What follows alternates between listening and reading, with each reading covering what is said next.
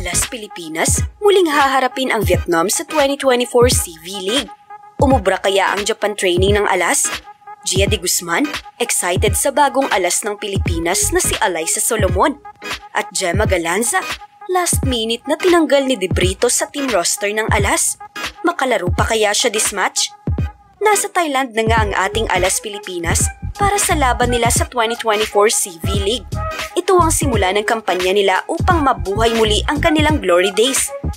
May 14 members nga ang final team roster ng Alas Pilipinas.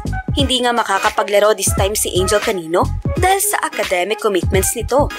Mula nang ilunsad dito noong 2019 ang Southeast Asian Volleyball League na dati ay kilala bilang Asian Grand Prix ay nasungkit ng kupunan ng Pilipinas ang ikatlong pwesto. Ngayong taon, haharapin ng Pilipinas ang matinding kompetisyon mula sa mga pamilyar na kalaban tulad ng Vietnam, Indonesia at ang regional powerhouse na Thailand na nais ipagtanggol ang kanilang titulo sa ikalimang sunod na pagkakataon. Kilalanin nga natin ang team members ng Alas Pilipinas. The Satyrs, Gia de Guzman and Julia Coronel. Middle blockers, Fifi Sharma, Thea Gagate, Del Palomata and Cherry Nunag. Outside hitters, Gemma Galanza, Cici Rondina, Ea Laure, Bella Belen, Vani Gandler and Ara Panique. Opposite hitters, Alyssa Solomon and Faith Nisperos. And the liberos, Don Katindig and Jennifer Nerva.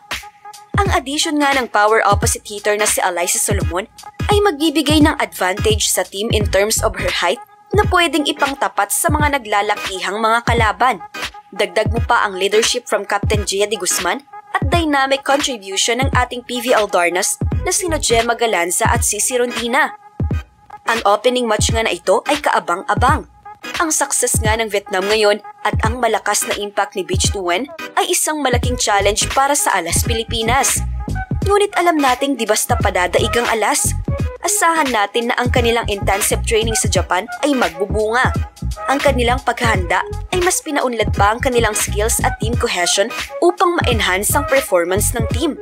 Ang pagsasama-sama ng mga veteranong manlalaro ng volleyball sa ating bansa at ang mga promising na rookie, ang ating Alas Pilipinas ay magiging strong ang impact sa 2024 CV League. So sit back and relax lang mga kahok. Dahil ang ating Alas Pilipinas ay gagawin ng kanilang makakaya, maiuwi lang ang medalya sa ating mahal na bansa. New update nga mga kahok.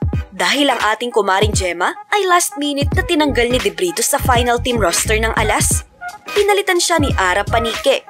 Nakakalungkot na balita ito mga kahok dahil alam natin ang lakas ng isang Gemma Galanza at alam nating malaking factor din siya sa team ng Alas Pilipinas.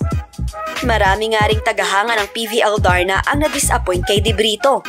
Ika nga ng iba na sana pinastay na lang siya sa CCS kung hindi rin naman paglalaroin sa national team. Anong say mo rito mga kahok? Comment your thoughts down below. Atin ngang suportahan ang ating pambansang kupunan kontra sa Team Vietnam.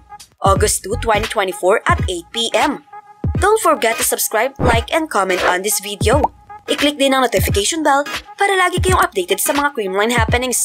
Ito ang Heart of Creamline, ang OGA channel para sa balitang Coal Smashers.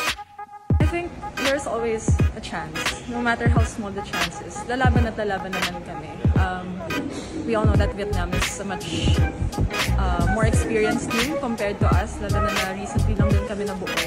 But we know this is a game and this is a tournament that we have to go through regardless of the results para maabot natin yung mga goals natin in the long run. Down the middle we go. Can't say enough about Wendy Libero, who also emerged as best libero in the last ABC. That's blocked! Nowhere to go!